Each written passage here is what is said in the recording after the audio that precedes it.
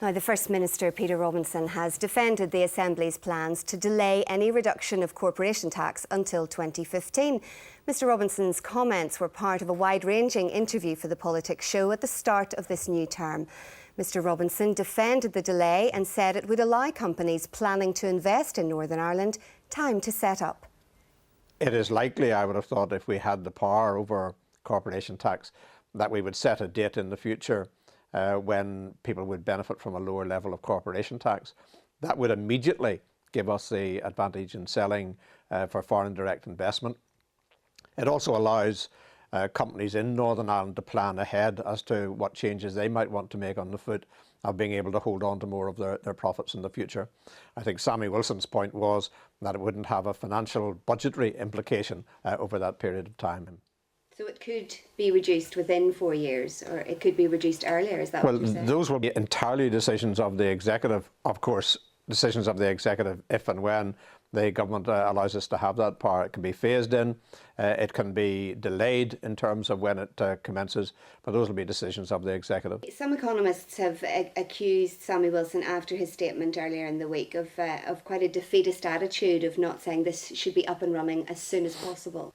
Well, obviously, Sammy, particularly with his responsibilities of using the funds that are available to him to ensure that we maintain a high level of public services, has to keep an eye on our public expenditure, ensuring that we have money available for good frontline services, as well as having the incentive to bring further business to Northern Ireland. I think his argument is simply that the financial consequences of us taking a positive decision wouldn't really be felt until the latter end of the 4-year period. Out of the blue, we've had this decision about the review of public administration and the reduction of the number of councils. What's the timescale for that? Well, I think we'll be working towards having the shadow council set up a year in advance of the present mandate being completed. It may have come slightly out of the blue, but we've been working very hard over the summer period to look at a number of issues that have dogged us for a very long period of time. We've started to move, and the momentum is obvious. We managed to reach agreement on the consultation document for the Social Investment Fund. We were able to make progress on the way forward and historical abuse inquiry. The issue of education is still ongoing. We're narrowing the gap in terms of the ESA issue. So we've been making progress on a wide range of fronts. So the RPA issue, we now have over the line. We've informed the Environment Minister of our position. He, of course, can bring a paper forward. Ultimately, if he doesn't, we can bring a paper forward ourselves. Edwin Poots, your party colleague, when he was the Environment Minister, he halted the council reduction, saying that it wouldn't save money, and in fact, if the councils had cooperated together, that would save more money than cutting the number from 26 to 11. No, I think Edwin's point was that the benefits, when they would come, or if they would come at the tail end of the process, and actually that there is additional expenditure at the early part. But I think we better remember that we have already invested quite a bit in this process. And from the point of view of the executive, you're bound to get an economy of scale if you reduce the number of councils from 26 to 11. Well, we will obviously urge the councils to work together on issues like waste management and on issues like business services, and there can be further savings if they work in those areas. How do you feel about Unionist's announcement about the strike on the 5th of October? People in the public sector clearly very concerned about their jobs and their futures. Well, I recognise people are concerned, and when we have such a high dependence on the public sector expenditure in Northern Ireland, you can understand why that is so. At the same time, we have a fixed budget. We don't have the ability to borrow money in the way that a national government would. We have to live within our limits. We cannot overspend. And that requires us to look at how we might do things better.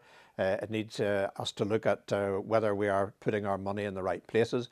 It requires us to look and see if we can get a greater benefit from the assets that we presently have. So, the ministers are having a difficult task. Health and education, again, you'll hear on Monday that the education minister is having to look closely because of budgetary constraints on how he spends his money. Looking at the education system then, I mean, we're undoubtedly not going to get the integrated education system that you had flagged up not that long ago, but do you think we're a step closer to saving more money and sharing resources? Well, I'm certainly not defeatist in terms of having shared education. We must move towards that goal, particularly when you look at the financial difficulties we face. To have the economies of scale of having a shared education system would be massively beneficial, never mind the social and educational benefits that could flow from it as well. So I have not given up on that project. That will be ongoing, and I think the tide of history is with us, and I think we're bound to end up at that goal. I just hope that it isn't such a long and protracted period of time that there are social and financial consequences that we have to bear. In terms of where we stand now, there are steps that can be taken to have a greater sharing within education. Even shared facilities will reduce the cost. There are a lot of things that can be done.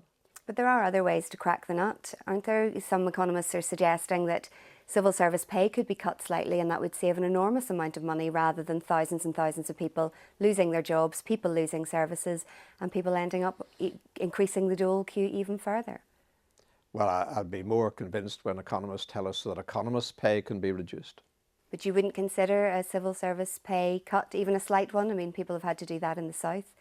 You wouldn't consider that as a way of raising money? I mean, you said yourself that there are so few ways that you have to raise revenue. Is that not a possibility? I think we have been looking at how we reduce the overall bill, and we have been looking at reducing the number of people that we have working in the public sector.